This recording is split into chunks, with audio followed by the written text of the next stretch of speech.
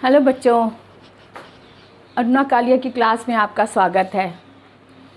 आज फिर से मैं पद परिचय का ही अगला भाग लेकर आई हूँ। इससे पहले मैंने पार्ट 1, पार्ट 2, पार्ट 3 करवा दिया है और आज मैं पद परिचय पार्ट 4 लेकर आई हूँ, जिसमें बाकी जो कुछ रह गया था वो आज मैं करवाऊँगी। लास्ट टाइम मैंने संज्ञा, सर्वनाम, विशेषण और क्रिया करवाया था।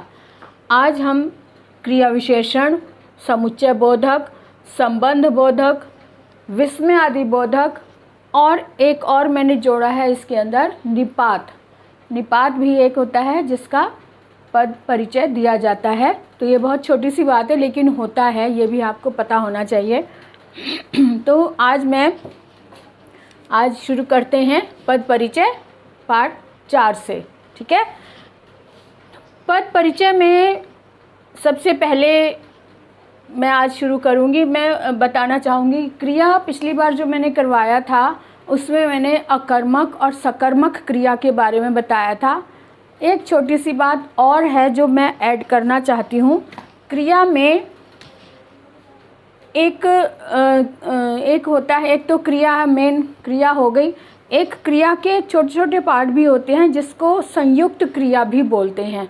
जैसे 3-4 शब्दों को मिलाकर एक क्रिया का भाग होता है। जैसे मैं गाना गा रहा हूँ, तो रहा हूँ, गा रहा हूँ, यहाँ से गा रहा हूँ, ये 3 शब्द मिलाकर क्रिया बनती है। इसको संयुक्त क्रिया कहते हैं। ठीक है। या कभी कभी 2 शब्दों से क्रिया बन जाती, कभी 3 शब्दों की बनती, कभी एक की ही बनती है। तो एक जहाँ बनती वो तो क्रिया होगी। जैसे मैंने काम किया, जैसे मैंने पढ़ लिया, जैसे मैं पढ़ा, मैंने पढ़ा, इस तरह से एक शब्द आ गया पढ़ा। लेकिन कई बार 2 या 3 शब्दों से मिलकर भी क्रिया बनती है, तो वहाँ पर हम संयुक्त क्रिया बोलते हैं। जब हम पद परिचय देते हैं तब वहाँ पे भी लिखना होता है संयुक्त क्रिया या सिर्फ क्रिया। अकर्मक क्रिया, सकर्मक तो है ही, साथ में संयुक्त क्रिया भी लिखना होता है। तो मुझे लगता है आपको समझ में आ गया होगा, इसको और डिटेल में समझाने की ज़रूरत नहीं है। अब हम बात करते हैं ये क्रिया विशेषण। पिछली बार मैंने बताया था, जब मैंने स्टार्ट किया था पद परिचय, उसमें मैंने कहा था कि विकारी और अविकारी शब्द होते हैं। ठीक है। तो विकारी के ये भेद थे, विकारी संज्ञा, सर्वनाम, विशेषण और क्रिया, ये विकारी के भेद थे। और ये वाले जो हैं ये अविकारी के भेद हैं। ये सारे अविकारी के भेद हैं। कितने? 1, 2, 3, 4, 5, ये अविकारी भेद है। अविकारी का मतलब होता है अविकारी जिसमें कोई परिवर्तन ना हो, या इनको अव्यय भी बोलते हैं। अव्यय भी मैंने बताया हुआ है कि अ का मतलब नहीं, व्यय का मतलब खर्च होना, जो खर्च नहीं होता, यानी कि जो घटता बढ़ता नहीं, जैसा है शब्द वैसा ही लगता है, उसे अविकारी या अव्यय कहते हैं। और ये वाले सभी में शब्द जो लगते हैं वो अविकारी शब्द होते हैं, जो परिवर्तन नहीं होता, जिनमें कोई बदलाव नहीं होता, वैसा का वैसा ही लगता है, इसलिए इसको अविकारी या अव्यय कहते हैं। ठीक है। तो सबसे पहले हम बात करते हैं क्रिया विशेषण की। क्रिया विशेषण में जैसा कि शब्द से ही लग रहा है, क्रिया विशेषण जो शब्द क्रिया की विशेषता बताए। क्रिया विशेषण यानी जो शब्द क्रिया की विशेषता बताए, है ना। क्रिया की विशेषता बताने वाले शब्द क्रिया की विशेषता, है ना। क्रिया की विशेषता बताने वाले शब्द क्रिया विशेषण कहलाते हैं। जैसे उदाहरण हम ले लेते हैं, जैसे वह तेज भागता है। जैसे वह तेज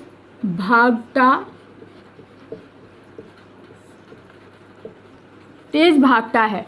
अब यहाँ तेज भागना जो है, वो भागना जो है ये क्रिया है ना, ये भागना जो है ये क्रिया है। अब इस क्रिया की विशेषता है कि वो तेज भाग रहा है, तो तेज जो है ये क्रिया विशेषण है, क्योंकि ये क्रिया की विशेषता बता रहा है, इसलिए ये क्रिया विशेषण है। और दूसरी बात मैंने कही थी कि क्रिया विशेषण जो है ये भाग जितने भी होते हैं ये अविकारी होते हैं। अब आप खुद देख लीजिए कि तेज शब्द तेज ही लगेगा, इसमें तो कोई परिवर्तन नहीं हो सकता ना। तो क्रिया की विशेषता बताने वाले शब्दों में कोई परिवर्तन नहीं होता, जैसे हैं वैसे के वैसे ही प्रयोग में लाए जाते हैं, इसलिए ये अविकारी भी है और अव्यय भी है। इसको अव्यय कह दो या अविकारी कह दो या फिर क्रिया विशेषण तो है ही ये, है ना। अब एक आध और उदाहरण देख लेते हैं क्रिया विशेषण का। जैसे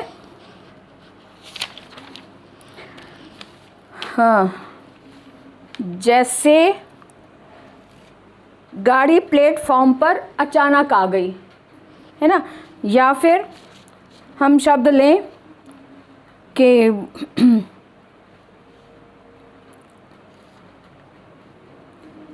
गुरुजी अभी आए हैं, है ना। अभी अभी आए हैं या अभी आए हैं, तो आने की क्रिया से रिलेटेड आने की क्रिया को की विशेषता बताने वाला शब्द है अभी, अभी अभी। लेकिन इसके क्रिया विशेषण के भी कई भेद होते हैं, जैसे रीति काल विशेषण, इसके भी भेद हैं।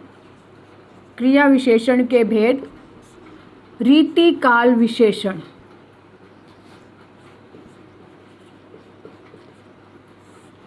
है ना। रीति काल या फिर रीतिवाचक कह दो। रीति का मतलब है जो रीत से बंधे हुए हैं, जो परंपरा से बंधे हुए हैं। रीत काल, रीतवाचक क्रिया विशेषण, ठीक है। रीत काल क्रिया विशेषण में ये कोई ना कोई घटना से रिलेटेड है, कोई ना कोई विधि या रीति से संबंधित इसमें पता चलता है। जैसे कि मैं उन्हें भली भांति जानता हूँ या मैं उनसे भली भांति परिचित हूँ। जैसे मैं उन्हें भली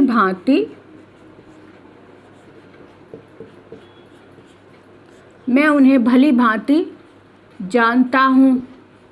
अब जानना क्रिया है हो गई।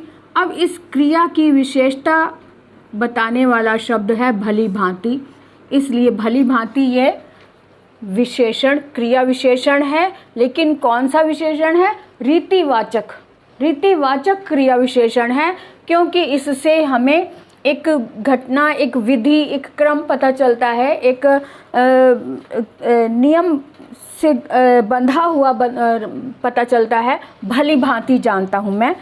इसी तरह से और शब्द है, जैसे गाड़ी प्लेटफॉर्म पर अचानक आ गई, तो ये भी रीतिवाचक क्रिया विशेषण है, अचानक से आ गई। और वह ईमानदारी से कार्य करता है। ऐसे ही दूसरा भेद है, दूसरा भेद, एक ये भेद हो गया। दूसरा भेद हम ले लेते हैं इसी का क्रिया विशेषण का, स्थानवाचक क्रिया विशेषण। स्थानवाचक क्रिया विशेषण। स्थानवाचक यानी कि स्थान की ओर संकेत करने वाला, स्थान से संबंधित जो क्रिया विशेषण है वो स्थान की ओर संकेत करता है। तो स्थानवाचक क्रिया विशेषण जब क्रिया के घटित होने के स्थान के विषय में बोध कराने वाले क्रिया विशेषण को स्थानवाचक क्रिया विशेषण कहते हैं। जैसे उदाहरण ले लेते हैं, कमला ऊपर बैठी है। कमला जैसे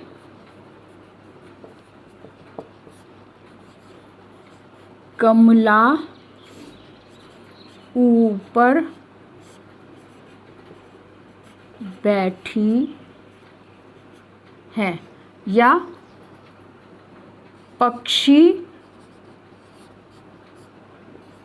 पेड़ पर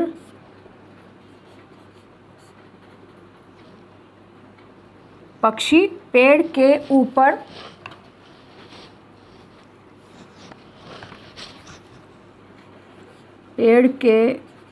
ऊपर बैठे हैं, है ना। बैठना क्रिया है। अब इसकी विशेषता क्या है, कहाँ बैठे हैं, ऊपर। अब यहाँ स्थानवाचक क्रिया विशेषण है, ये जानने के लिए हम कहाँ शब्द प्रश्न लगाकर हम जाने कि कहाँ बैठे हैं, कमला कहाँ बैठी है, तो उत्तर में जो आए, आंसर आए, वो स्थानवाचक क्रिया विशेषण हो गया, है ना। तो ऊपर बैठी है, या पेड़ के ऊपर पक्षी बैठे हैं, तो इस तरह से ऊपर शब्द जो है वो स्थान की ओर संकेत करता है। ऐसे ही इसका अगला भेद है कालवाचक क्रिया विशेषण। तीसरा इसका भेद है कालवाचक। काल का मतलब जहाँ समय का बोध हो। कालवाचक क्रिया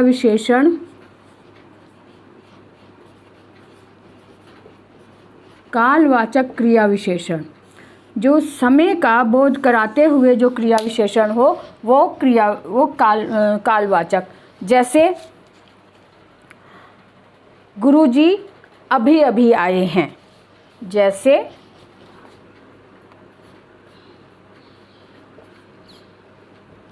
गुरुजी अभी अभी आए हैं।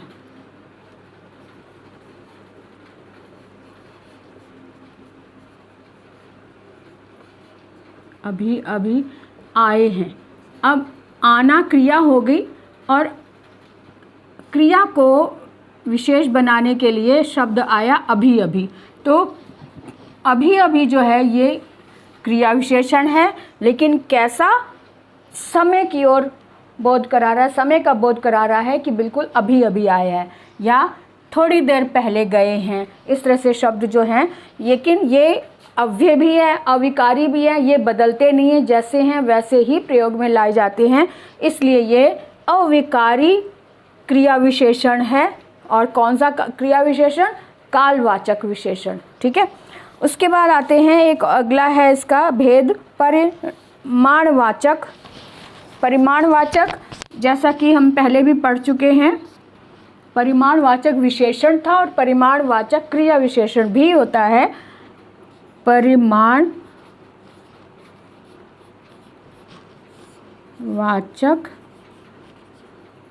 क्रिया विशेषण,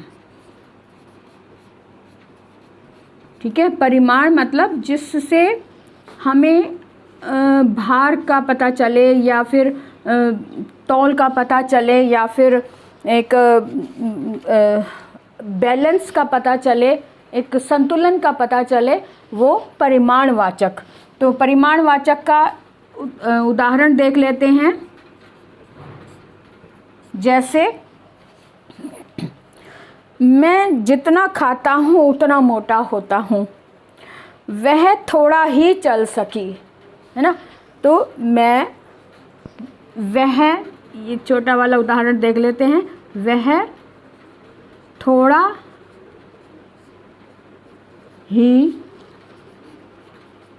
चल सकी।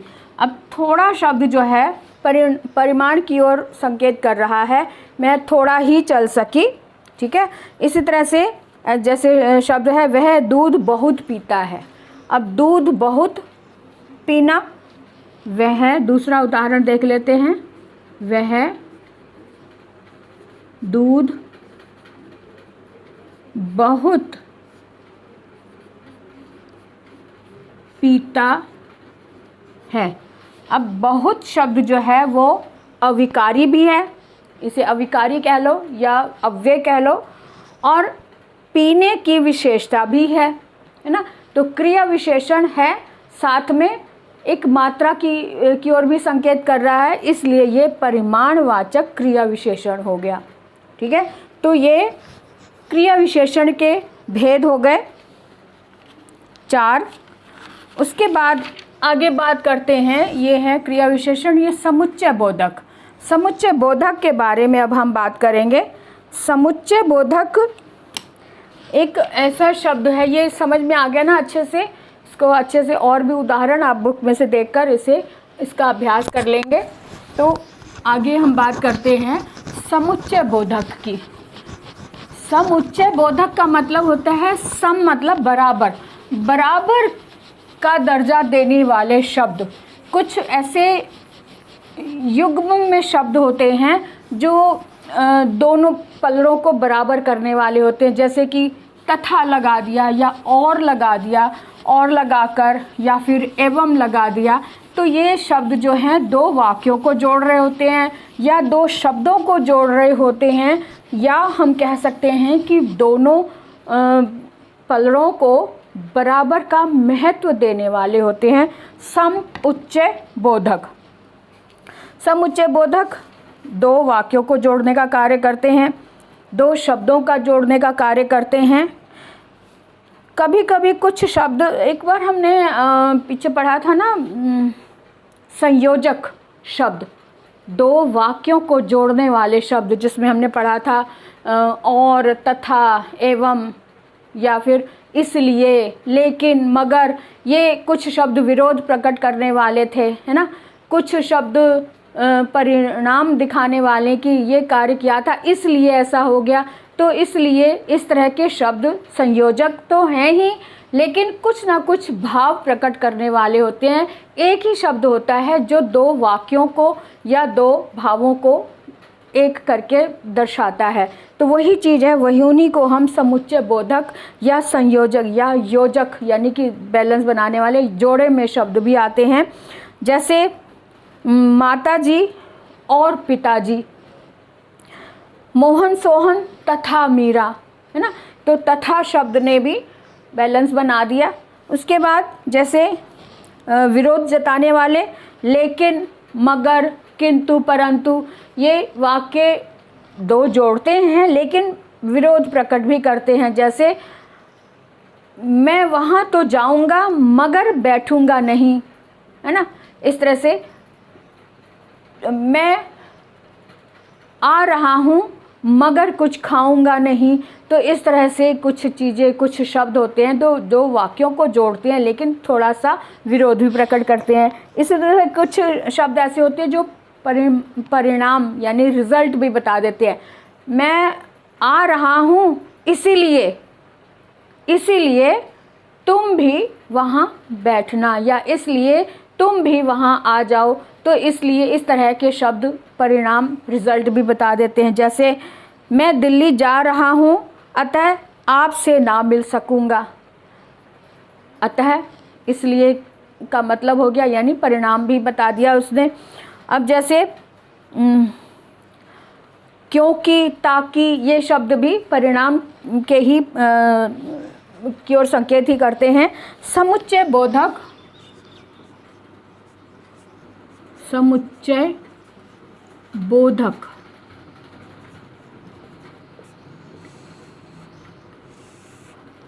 या योजक भी इसे कहेंगे। योजक मैंने बैलेंस, जोड़ों में आना। तो कैसे जोड़ने वाले शब्द कौन से होंगे? दो वाक्यों को जोड़ने वाले, दो वाक्य या फिर दो शब्दों को जोड़ने वाले शब्द हैं। जैसे और,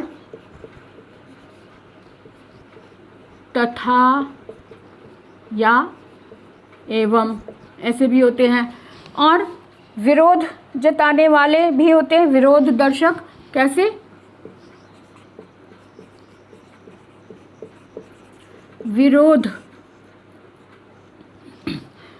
विरोध दर्शक। कैसे? मगर, किंतु, पर, परंतु, किंतु, है ना, या फिर हम कहेंगे लेकिन, ये लेकिन, किंतु, परंतु, ये विरोध प्रकट करने वाले शब्द हो गए। अब तीसरा है समुच्चय बोधक। तीसरे कौन से होते हैं? विकल्प। विकल्प मतलब कारण या परिणाम बताने वाले, कारण या परिणाम यानी रिजल्ट बताने वाले, कारण बताने वाले कि मैं दिल्ली जा रहा हूँ इसलिए तुमसे नहीं मिल सकूँगा। तो इसलिए शब्द जो है वो परिणाम व्यक्त करते हैं, इसलिए या अतः, है ना, और इस कारण, क्योंकि, ये शब्द परिणाम की ओर संकेत करते हैं। और ताकि, ये भी, मैं वहाँ जा रहा हूँ ताकि उसे भी साथ ले आऊँ, तो ताकि शब्द भी उसके परिणाम की ओर हो गया, कारण बताने वाला हो गया, इसलिए, अतः, क्योंकि। इसी तरह से एक और है समुच्चय बोधक जताने वाले का है विकल्प बताने का कार्य। विकल्प मतलब एक चॉइस, विकल्प बताने वाले।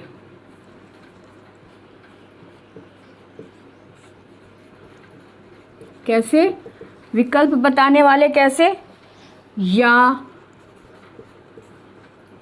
अथवा, या चाहे, है ना, इस तरह के शब्द जो हैं वो विकल्प बताते हैं, हमारा चॉइस बताते हैं कि या तो ऐसे कर लो या फिर ऐसे कर लो। तो इस तरह के शब्द ये हैं, सारे शब्द ही दो वाक्यों को या दो शब्दों को जोड़ने का कार्य करते हैं, यानी बैलेंस बनाते हैं, योजक बनाते हैं। इन शब्दों से दो वाक्य जुड़ते हैं, दो शब्द जुड़ते हैं या दो भाव जुड़ते हैं, लेकिन है वो एक ही शब्द। और साथ में ये सभी शब्द ऐसे हैं जो अविकारी हैं या अव्यय कह सकते हैं या अविकारी कह सकते हैं, और ये कार्य को करने की क्रिया की ओर संकेत करते हैं, ऐसा कर लो या फिर ऐसा कर लो। तो कार्य क्रिया की ओर संकेत करने वाले हैं, इसलिए इसे हम कहेंगे समुच्चय बोधक या फिर योजक क्रिया विशेषण। ये क्रिया विशेषण एक अलग बात है, लेकिन ये शब्द जो हैं ये समुच्चय बोधक ही सिर्फ इन्हें कहेंगे, या फिर अविकारी कहेंगे या अव्यय कहेंगे, जो बदलते नहीं हैं। ठीक है, और ये वाक्य में आते हैं और पद परिचय के रूप में इन्हें भी स्वीकारा जाता है, इनका भी पद परिचय दिया जाता है। जैसे मैं आगरा जा रहा हूँ इसलिए पेठा भी लेता आऊँगा। अब इसलिए शब्द वाक्य में आया है तो उसका पद परिचय तो होगा ही होगा, तो इसलिए को हम लेंगे, क्या कहेंगे कि समुच्चय बोधक, या हम संयोजक भी कह सकते हैं, समुच्चय बोधक कहेंगे। और क्या कहेंगे? परिणामवाचक समुच्चय बोधक कहेंगे, इसको नाम देंगे। समुच्चय बोधक तो है ही, लेकिन इसका भेद कौन सा है? परिणाम बताने वाला, इसलिए परिणामवाचक समुच्चय बोधक शब्द है ये। ठीक है, उसके बाद आते हैं, ये चीज़ें हो गई क्लियर, और इसके बाद आते हैं हम लेते हैं संबंध बोधक। संबंध बोधक, संबंध यानी कि जो रिश्ता या रिलेशन या कनेक्शन बताने वाले शब्द, संबंध बोधक। संबंध बोधक में क्या आता है?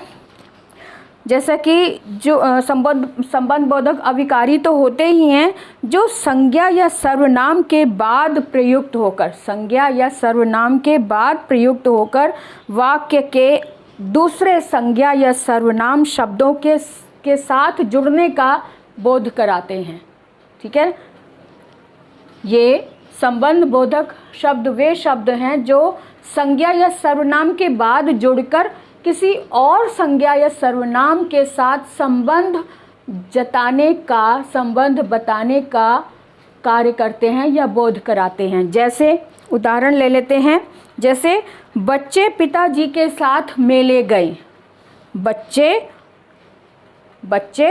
पिताजी के साथ, पिताजी के साथ शब्द आ गया, के साथ बच्चे संज्ञा हो गई और पिताजी दूसरा सर्वनाम हो गया, दूसरा संज्ञा हो गई। एक संज्ञा ने दूसरे संज्ञा के साथ जुड़ने का, संबंध बताने का कार्य किया। बच्चे पिताजी के साथ मेले गए। ठीक है। दूसरा उदाहरण, मैंने घर के सामने कुछ पेड़ लगाए। ठीक है। अब यहाँ पे घर के सामने, कहाँ? घर के सामने। घर किसके सामने? घर के सामने। अब घर भी संज्ञा है और पेड़ भी संज्ञा है। एक संज्ञा ने दूसरी संज्ञा के साथ संबंध प्रकट करने का बोध कराया। एक संज्ञा बच्चे पिताजी के साथ मेले गए, तो एक संज्ञा ने दूसरी संज्ञा के साथ रिश्ता बताने का बोध कराया। तो इस तरह से ये संबंध बोधक शब्द हो गए। बच्चे पिताजी के साथ, के साथ शब्द जो है वो, या जैसे सामने हो गया, घर के सामने, ये समुच्चय बोधक, ये संबंध बोधक शब्द हो गए। जैसे उदाहरण मैं लिख देती हूँ यहाँ पे, जैसे बच्चे पिताजी के साथ, पिताजी के साथ मेले गए। मेले या मेला देखने गए या मेले में गए।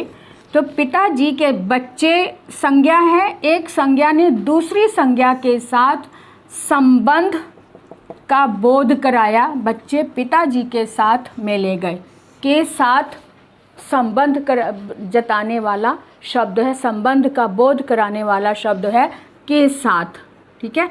तो बच्चे पिताजी के साथ मेले गए। दूसरा उदाहरण, मैंने घर के सामने, मैंने घर के सामने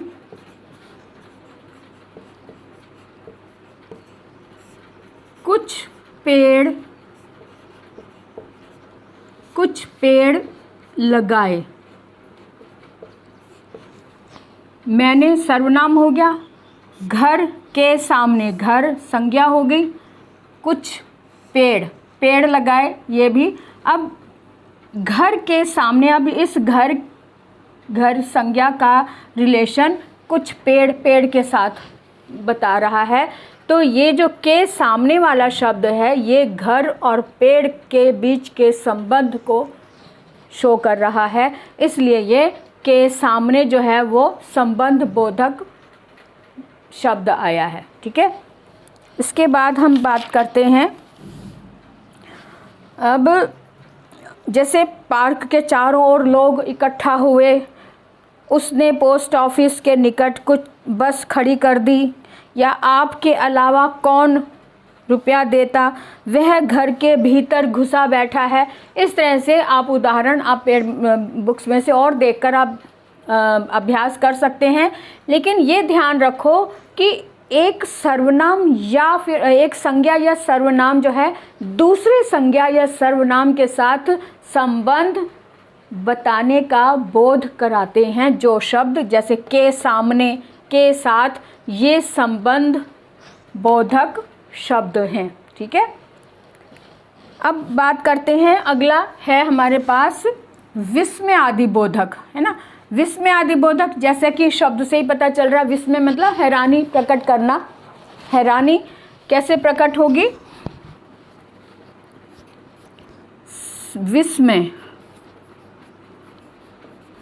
विस्मय आदि बोधक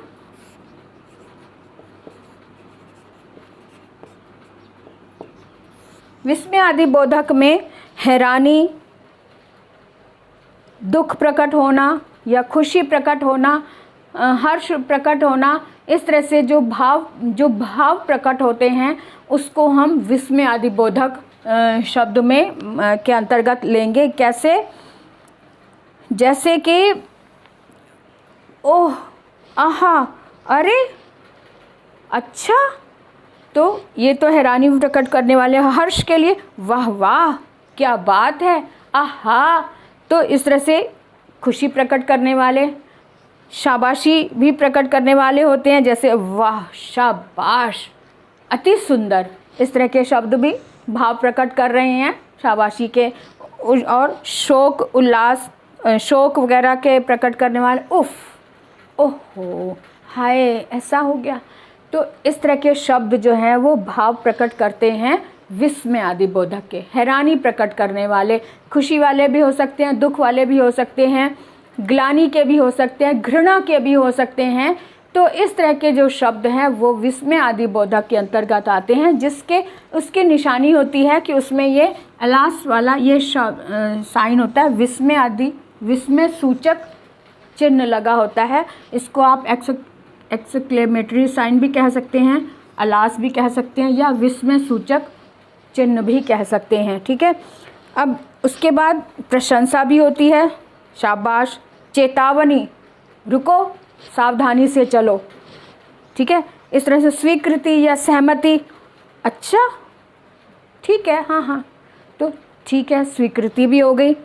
संबोधन व्यक्त करना, अरे, अजी, तो इस तरह के शब्द भी जब हम किसी को बुलाते हैं, संबोधन बुलाते हैं, हे, अरे अरे, अजी, तो ये विस्मय, ये बुलाने के संबोधन के हो गए। संवेदना, ओह, तौबा तौबा, हाय राम, ये इस तरह के भी हैरानी शब्द व्यक्त करते हैं। तो इस तरह के जिसमें भी ये साइन लगा होता है वो विस्मय आदि बोधक शब्द कहलाते हैं। ठीक है।